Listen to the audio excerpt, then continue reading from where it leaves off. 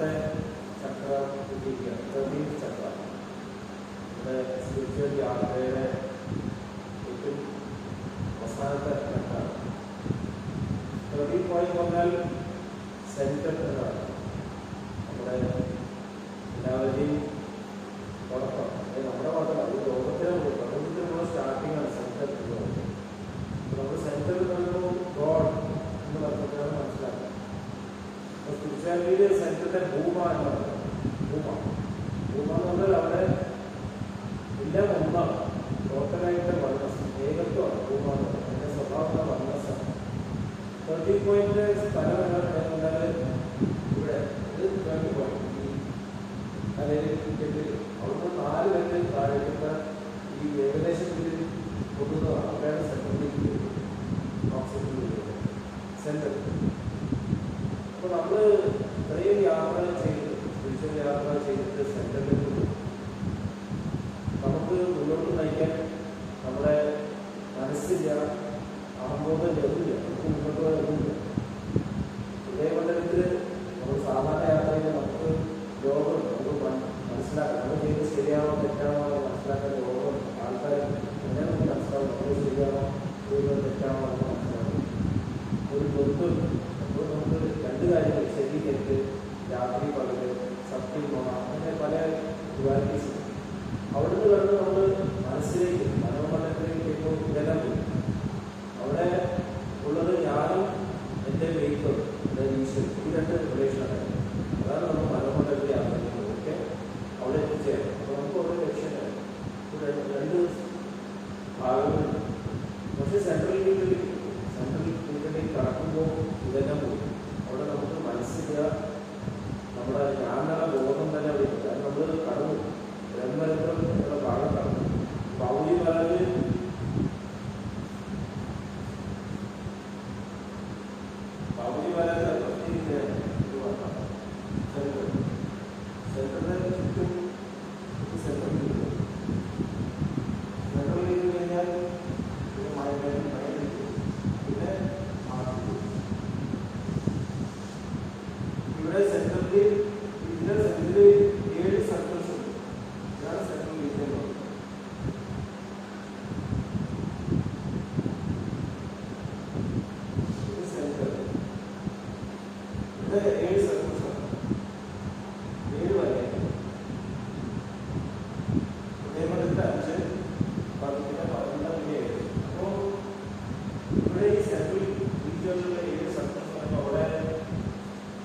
പവറിന്റെ എസെൻസ് ആണ്.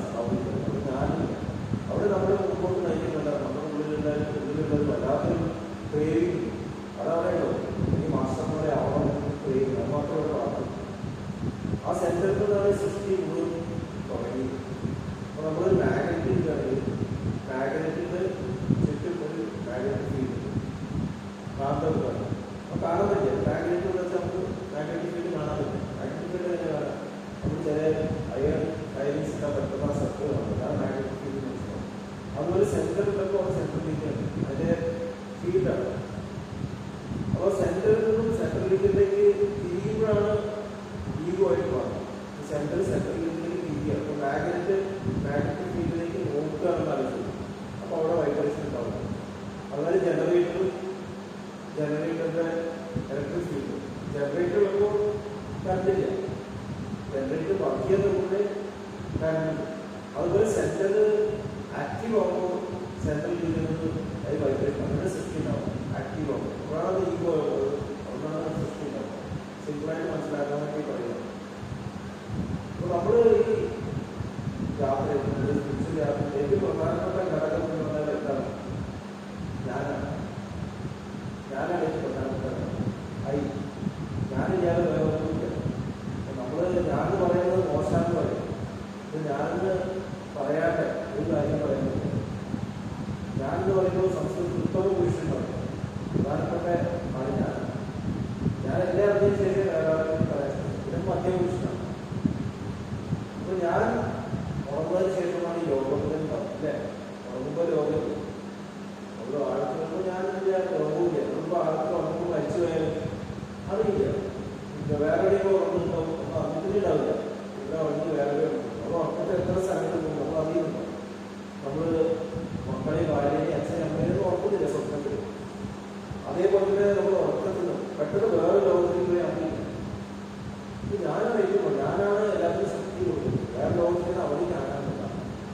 ഒരു ഞാനെന്ന് പറയുന്നതിനാണ് ബോധമല്ലോ ഈഗോ. ഈഗോയിൽ പല ലെവൽസ് നമ്മൾ ഈ സ്പിരിച്വൽ യാത്രയിൽ പ്രധാനപ്പെട്ട ഇതാണ് ഞാൻ എന്നെ മനസ്സിലാക്കുന്നത്. അപ്പൊ ആദ്യത്തെ ഈഗോ എന്താണ്?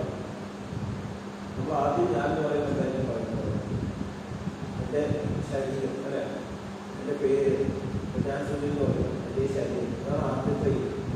എൻ്റെ ശരീരം, എൻ്റെ കൈ, എൻ്റെ കാല്, എൻ്റെ ഹൃദയം നമ്മൾ കണ്ടിട്ടില്ല. അതൊക്കെ പോലെ എൻ്റെ ഹൃദയം, എൻ്റെ മനസ്സ്, എൻ്റെ തലച്ചോറ്, എൻ്റെ കൈപ്പിലും വരും, എൻ്റെ ശബ്ദത്തിന് വേണ്ടി വരും. അങ്ങനെ പറയും എൻ്റെ ഒന്നും എൻ്റെ ഇല്ല. അതാണ് നമ്മൾ പറയുന്നത്. അതായത് ആദ്യം ഐഡൻറ്റിഫൈ ഞാൻ ശരീരം.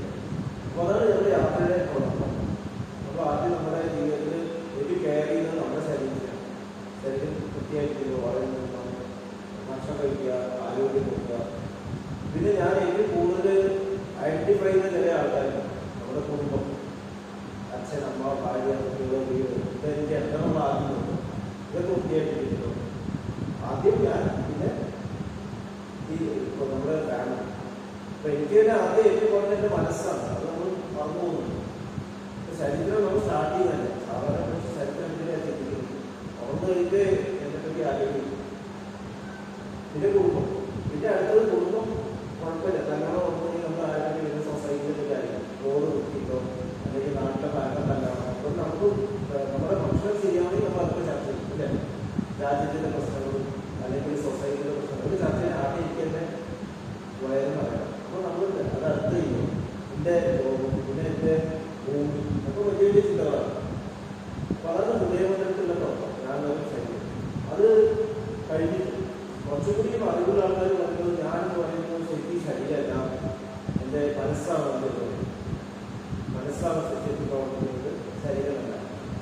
ചിലർ പറയും മനസ്സല്ല, മനസ്സിന്റെ പുറകിൽ ഒരു ആത്മാവാണ് പ്രവർത്തിക്കുന്നത്. ഞാൻ പറയുമ്പോൾ ആത്മാവാണ്. ചിലർ പറയും ആത്മാവല്ല, ആത്മാവിന് പുറകിലുള്ള ഈശ്വരനാണ്. ശരിക്കും ഈശ്വരനാണ് നമ്മൾക്ക് എല്ലാ ശക്തിയും. അപ്പോൾ ഈശ്വരനെ പറ്റി നമ്മൾ പറയും. അപ്പോൾ ലോകത്തിന് പല കാര്യങ്ങളും ചെയ്യുന്നത്.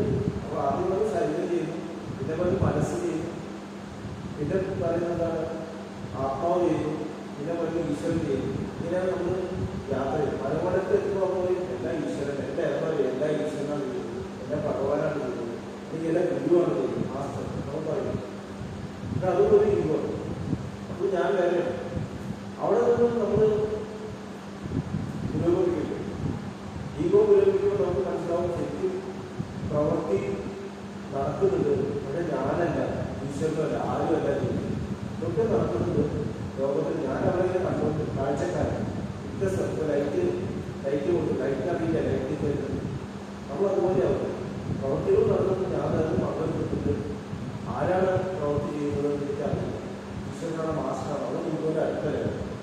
നമ്മളെപ്പോഴും പ്രഭു ഭാവത്തിലേക്ക് ഓരോ മനസ്സുകൊണ്ട് കിടക്കുന്നതാണ്. ഞാൻ അല്ല, ഈശ്വരനാണ്. ഇതൊക്കെ അവിടെ കിടക്കുന്നതാണ്. ഞാനാണ് ചെയ്യുന്നത് അല്ല, ഞാനല്ല ചെയ്യുന്നത്, മനസ്സാണ് ചെയ്യുന്നത്, ഈശ്വരനാണ് ചെയ്യുന്നത്, ഗുരുവാണ് ചെയ്യുന്നത്. പിന്നെ വരുന്നതാണ് പ്രവർത്തികൾ നടക്കുന്നുണ്ട്. പക്ഷേ ആരെ ചോദിച്ചാൽ നമുക്കറിയാം. ഗുരുവും ഞാനും ഒന്നാണെന്ന് തോന്നുകയാണ്. അതാണ് പ്രഭു ഭാവം പറയുന്നത്. അപ്പോൾ എന്തെങ്കിലും ചെയ്യുന്നതെങ്കിൽ ചോദിച്ചാൽ ആരാണ് ചെയ്തതെന്ന് ചോദിച്ചാൽ മാസ്റ്ററാണ് ചെയ്തതെന്ന് ചോദിച്ചാൽ അറിയില്ല. ഞാനാണ് മാസ്റ്റർ, വ്യത്യാസം കേട്ടേ മാത്രം പ്രഭു ഭാവം പറയുന്നത്. അപ്പോൾ ബാബുജി മഹാരാജ് പറയുന്നത് ലാലാജിയെ പറ്റി പറയുന്നത് എന്നെ പറ്റി പറയുന്നത്, ഭഗവാൻ ശ്രീകൃഷ്ണനെ പറ്റി പറയുന്നത് എന്നെ പറ്റിയാണ് പറയുന്നത്. അപ്പോൾ അവർ ഡിഫറൻസ് കേട്ടേ മാറും. സെൻട്രലിലേക്ക് എത്തുമ്പോൾ ആ സ്റ്റേറ്റ് മാറും. അവിടെ പ്രവൃത്തികളൊന്നും നടക്കുന്നില്ല. എല്ലാം എന്താണ് സംഭവിക്കുന്നത്? ഞാൻ അതിനെപ്പറ്റി തോന്നലില്ല. ഞാൻ അവിടെ ഒരു പ്രസൻസ് മാത്രമായിട്ട് മർമ്മങ്ങൾ നടക്കില്ല, അകർമ്മ ഭാവങ്ങൾ ഒന്നും ഇവിടെ സംഭവിക്കില്ല. എല്ലാം ഞാൻ അവിടെ ഇന്ന് എന്തൊക്കെ നടക്കും. ഞാൻ ഇതിന് തോന്നലില്ല. അത് അകർമ്മ ഭാവം. ഞാൻ അതിനൊരു ഇൻവോൾവാകുന്നില്ല. അത് സെൻറ്ററിൽ.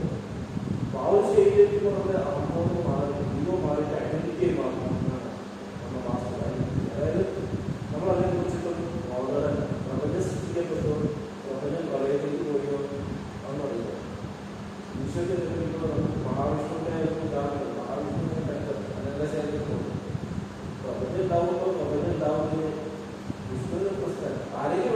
സമർപ്പിക്കുമ്പോൾ അദ്ദേഹം ഒന്ന് ഇരിക്കും. നമ്മളെ ഹെൽപ്പ് ചെയ്യേണ്ടി വരും. അല്ലെങ്കിൽ അദ്ദേഹം ബോധനല്ല.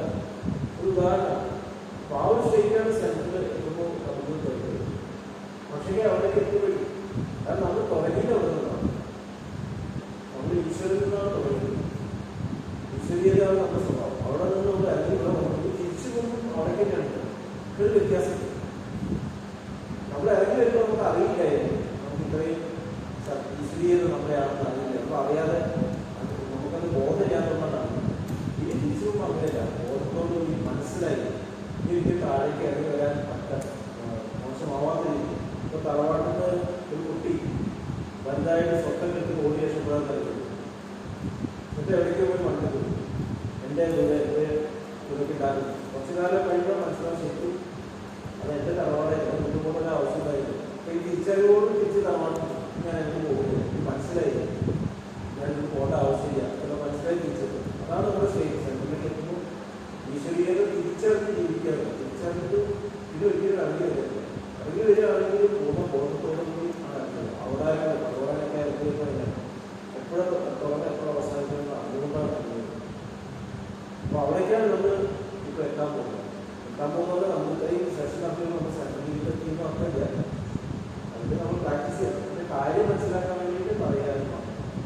അപ്പോൾ നമുക്കൊരു കുറച്ച് നേരം ഒരു 2-3 മിനിറ്റ് മെഡിറ്റേറ്റ് ചെയ്യണം. കാരണം ഇവിടെ നമുക്ക് ശുദ്ധീകരണം ചെയ്യേണ്ട ആവശ്യം, ക്ലീൻ ചെയ്യേണ്ട ആവശ്യമില്ല. നമ്മൾ ഒരു പ്രയർ മോഡിൽ മാത്രം വെക്കേണ്ട ആവശ്യമില്ല. കാരണം ആ സെൻറ്ററിൻ്റെ തൊട്ടടുത്ത് നിൽക്കുന്ന മാസ്റ്ററുടെ ഇൻസ്ട്രുമെൻ്റായിട്ട് നമ്മളിതിനെ ഇടുന്നൊരു ബോധത്തിൽ നമുക്ക് ശരിക്കും